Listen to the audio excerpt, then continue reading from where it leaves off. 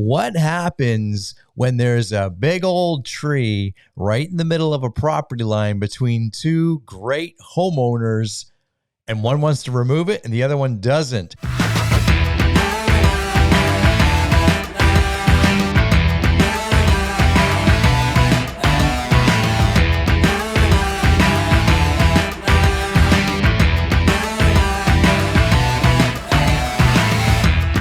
Watching and listening to GTR, Gary Talks Real Estate, stories told by a realtor investor.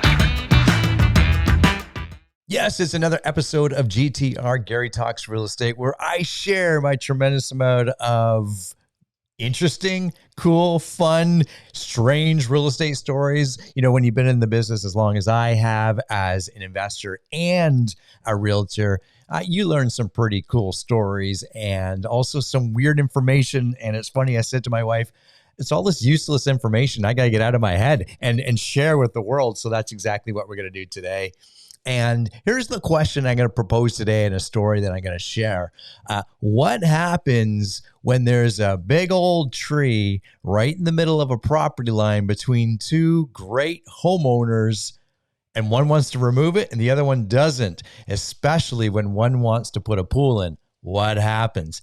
Well, that's what we're going to talk about today. I'm going to share a story of that very thing. And in fact, we're going to add a few little turns and twists to it. And this was something that a story that I came across and I thought, wow, that is interesting, and kind of lay down, you know, what happens in that case. And here's the situation as I kind of presented it. There is a buyer that wanted to purchase a home that was for sale, and beautiful home, great older neighborhood. And of course, older neighborhoods have nice, big grown trees. And that's what a lot of people are attracted. That's why a lot of people are attracted to them.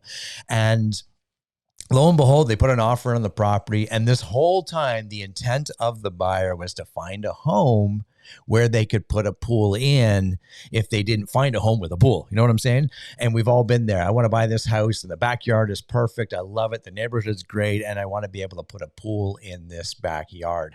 So buyer, they found a home, a beautiful home. And in fact, the backyard was perfect. It was flat, and all it needed for them in their eyes was a pool. So move forward. They present an offer, and here's the smart piece. And here's where I got to give kudos to the agent, because this was smart. And this agent, this advice comes from experience.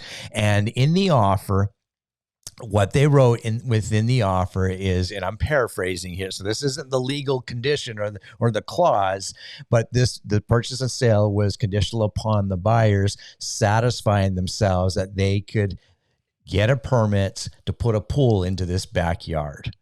And perfect. And there's always a time frame based on that. You know, it might be 1 week they have to figure that out, or 2 weeks, and so forth. So typically you're going to need about 2 weeks on something like that. Talk to the town, bring in your pool company, make sure that access is good. And going to the town, yeah, that's fine, no problem. You could put a pool in based on setbacks. I just did a pool last summer in my house, so I understand what the setbacks are, and it has to be a certain amount of distance away from the backyard fence, the side yard fence, and so forth, and everything like that. So no problem from that front. And when they brought the pool company in for the inspection, yeah, no problem. The one question that the pool company had was access to the backyard. And in order to obtain access to the backyard, the tree was so close to where they had to bring in all the big equipment that, in fact, they had to remove the tree. Now, they were going to plant some more trees and do some awesome hardscape and landscaping, and no big deal. So they felt that was okay. It was acceptable to them because the buyers really wanted the pool. But here's where it got interesting. So what happens when the tree, a nice big tree, is perfectly placed dead center on the property line? What happens? Who do you talk to? Where do you go? So obviously you go right to the next door neighbor where that tree, who shares half that tree, and the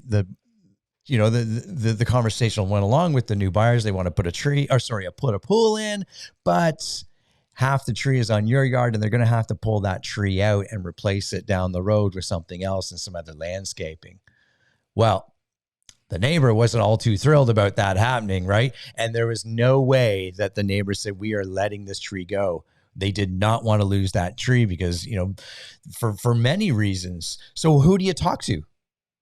Well, they went and talked to the town. The town is actually, you would think, a bylaw, the bylaw department. Well, this is not a bylaw case.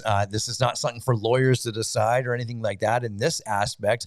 And it actually falls, it falls under the civil law. So they'd have to go to civil court and decide what's what. And in reading this and going through the story, there's been many times where this has come up. However, I can't think of a judge that would side on removing this big grown tree that's been there for years. So in this case, the buyers, if they wanted to put a pool in, they were going to have to find another solution. So what happens when a tree is right in the center of the property line?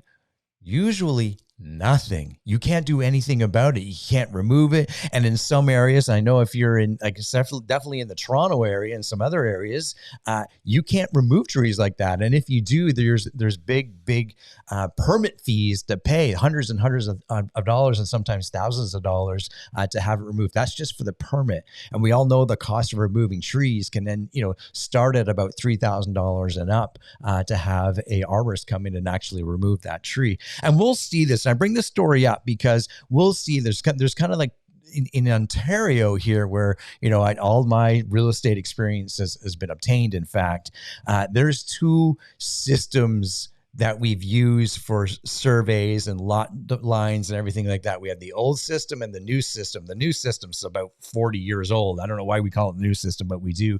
And in the old system, okay, they would use trees and structures and so forth and fences as property lines. And of course, the new system, we don't do that. We actually, we use surveyors and so forth.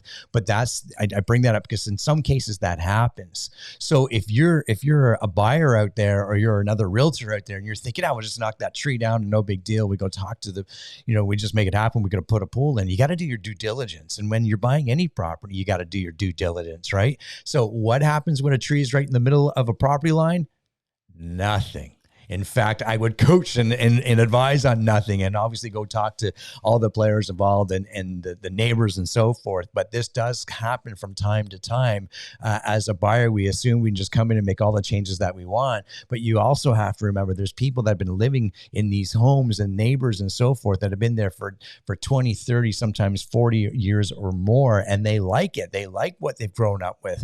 And of course, for them, change is going to be difficult. So in this case, fortunately, very, very fortunately, the buyer's agent had the smarts, we'll call it, to put in a condition to find out whether or not they could put a pool in that was satisfactory to them. And if they hadn't have done that, and you can just imagine what would happen, right?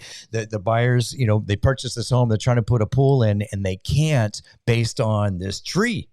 And this tree, we could have found out all this information back, when we first put the offer in. So always the story or the moral of this story is, yes, there's this, it's all about a tree and you cannot uproot a tree. You need to also do your due diligence and ask the right questions upon the offer and submitting the offer, and even beforehand, because you can save yourself a lot of time, a lot of headache, and perhaps litigation as well. So we're many stories, and I love that people are tuning in and watching this. Thank you. I know last episode we talked about how my wife and I bought our first house with zero of our own cash. We had no cash in our pockets, yet we were able to close on our first house some 20 some odd years ago. So tune in, watch that. Thanks for listening. Thanks for watching, and we'll see everybody in the next episode. Bye for now.